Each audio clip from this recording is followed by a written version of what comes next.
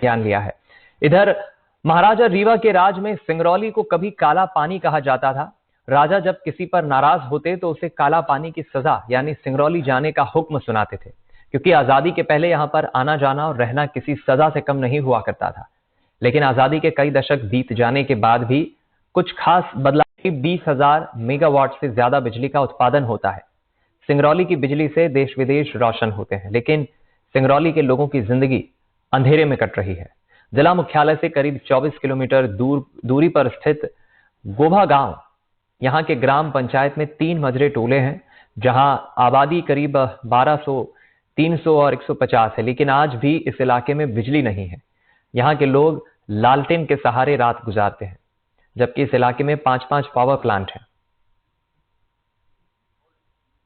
मध्य प्रदेश का सिंगरौली जिला यूं तो कभी काला पानी के रूप में जाना जाता था, लेकिन समय का दौर बदला और अब इसकी जो पहचान है ऊर्जा धानी के रूप में सिंगरौली को जाना जाता है। सिंगरौली में सबसे ज्यादा बिजली का उत्पादन होता है और यहाँ की जो बिजली है वो देश और विदेश को रोशन करती है, लेकिन खुद बिजली के लिए मोहताज है। आज हम मौजूद हैं ऊर्जा धानी सिंगरौली जिले के गोभा ग्राम पंचायत में। यह जिला मुख्यालय से 24 किलोमीटर दूरी पर स्थित है गोभा गांव, और यहाँ जो है आज़ादी के इतने वर्ष गुजर जाने के बाद भी इस गांव में आज तक बिजली नहीं पहुंची है। यही वजह है कि यहाँ के जो लोग हैं वो कहीं न कहीं अंधेरे में जिंदगी गुजारने के लिए मजबूर है। हमारे साथ में यहाँ बात करने के लिए यहाँ के ग्रामीण भी कुछ मौजूद हैं। उनसे हम जानने की कोशिश करते हैं कि किस तरह से रात के अंधेरे में अपनी जिंदगी गुजारते हैं। और चूंकि यह जो इलाका है कहीं न कहीं 5 पावर प्लांटों के बीच में घिरा हुआ इलाका है, लेकिन उसके बावजूद भी इस इलाके में बिजली नहीं पहुंची है। कितना मुश्किल है सफर। क्या नाम है आपका? राम रक्षा यादव। यादव जी, कितना मुश्किल सफर है, चूंकि रात के अंधेरे में कैसे गुजारते हैं, चूंकि बिजली तो है नहीं। हम लोग वही आग जला करके और लालटेन वोल्टेन से अपना गुजारा करते हैं।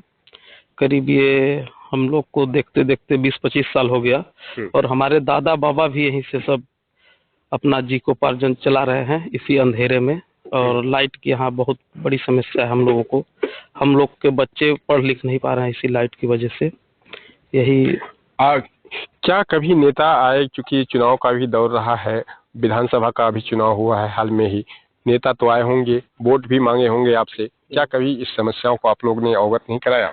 हम लोग इस समस्या का बात किए हैं। विधायक जी इससे पहले थे तो कुछ पीछे लाइट मिल चुका है, लेकिन यहाँ नियागढ़ में अभी हम लोग को नहीं मिला है। कितनी इस गांव की आबादी है, कितने लोग हैं? यहाँ करीब करीब वही 1000-1500 तक आबादी है जिधर लाइट नहीं है। क्या नाम है आपका? हमारा छोटे लाल।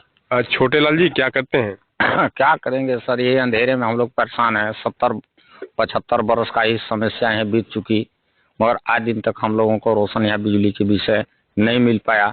और न जो कि हम लोग अंधेरे में लड़के बच्चे हम लोगों को पढ़ाई लिखाई नहीं कर पा रहे हैं, जो कि लालटेन से हम लोग आग ही जला के ही हम लोग लकड़ी से गुजारा कर रहे हैं।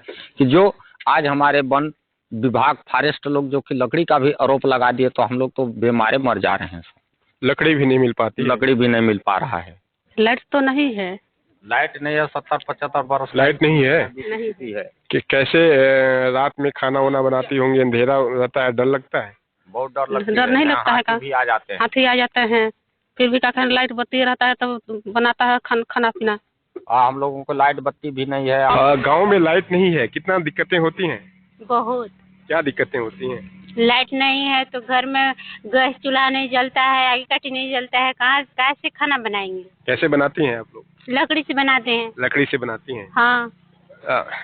चूल्हा नहीं मिला क्या? गैस चूल्हा नहीं मिला? उज्ज्वला योजना? नहीं, तो कुछ भी नहीं। अच्छा, नई सरकार बनने जा रही है, नई सरकार से क्या चाहते हैं आप लोग?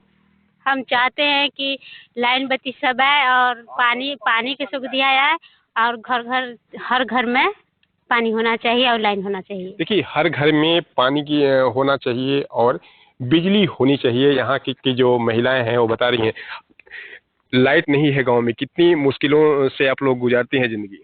बहुत कठिन से गुजारते हैं। कठिन से गुजारते हैं। अच्छा, 1,000 आते हैं खाते में? नहीं मिलते हैं? नहीं। गैस वैस मिला है आपको? कुछ नहीं, राशन कार्ड भी नहीं है हमारा। राशन कार्ड भी नहीं है? नहीं है। अब नई सरकार बनने जा रही है, नई सरकार से क्या कुछ उम्मीदें रखती हैं, क्या चाहती हैं नई सरकार से? नई सरकार से जो समस्या रहेगा वो अपना मांगेंगे। क्या समस्या है आप? राशन कार्ड नहीं है, लाइट बत्ती नहीं है, और लोग का आवास वास आया है, हम लोग भी आवास लेंगे। तो देखा आपने किस तरह इस गांव में बिजली नहीं होने से लोगों को कितनी परेशानी होती है, लेकिन अब दिन के बाद रात में क्या हाल है ये तस्वीरें भी देख लीजिए, यहाँ के हालात समझ जाएंगे।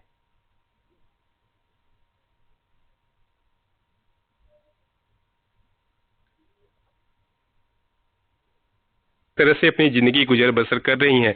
ये आग है और आग जलाकर यहाँ पर बच्चे पढ़ाई भी कर रहे हैं और महिलाएं आग भी सेक रही हैं, यानी ठंड भगा रही हैं। कितना मुश्किल होता है, क्योंकि लाइट भी नहीं है गांव में। क्या नाम है आपका? अनीता। अनीता, कितना मुश्किल हो रहा है रात के अंधेरे में? कैसे गुजर बसर कर रही हैं आप लोग? खाना वाना कैसे बनाती हैं? खाना वाना कैसे बनाएंगे, ये तो जो हो रहा है, तो यह रात अंधारे में हो रहा है जो होता है, क्या करेंगे। यह तो जो नहीं बनेगा तो बनेगा, बनेगा तो बनेगा, नहीं तो अंधारे में से ही सूझ जाते हैं। क्या करेंगे, अंधारे में कहाँ बनाएंगे खाना पीना। यहाँ की जो महिलाएं हैं, खासकर ज्यादातर महिलाएं, वो अपना काम पूरे दिन में ही निपटा लेती हैं।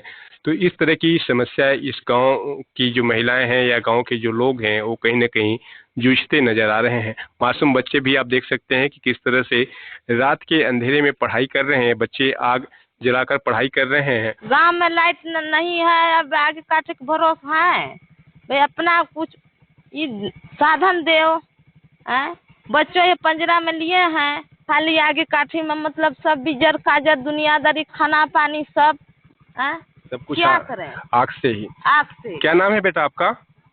क्या नाम बता है? दे। नाम बताओ अपना। रामदया। रामदयाल, कौन सी क्लास में पढ़ते हो? 1 में पढ़ते हो। तो देखिए, मासूम बच्चा है जो 1 क्लास में पढ़ता है और रात के अंधेरे में किस तरह से यहाँ पर पढ़ाई कर रहा है। आप देख सकते हैं, ये आग जलाया हुआ है और यहाँ पर कपड़े भी नहीं पहना हुआ है, लेकिन हाथों में किताब है और उसके साथ में उसकी माँ भी है। क्या करे, मजबूरी है, क्योंकि गांव में अंधेरा कायम है और इसी आग के सहारे इन लोग की जिंदगी जो है रात में गुजर बसर होती है। खाना भी इसी आग के से ही बनता है। उज्ज्वला योजनाओं का भी लाभ इन महिलाओं को नहीं मिला। गैस वैस नहीं मिला है? कुछ नहीं मिला है। गैस नाम मतलब है जौन है, मतलब वास।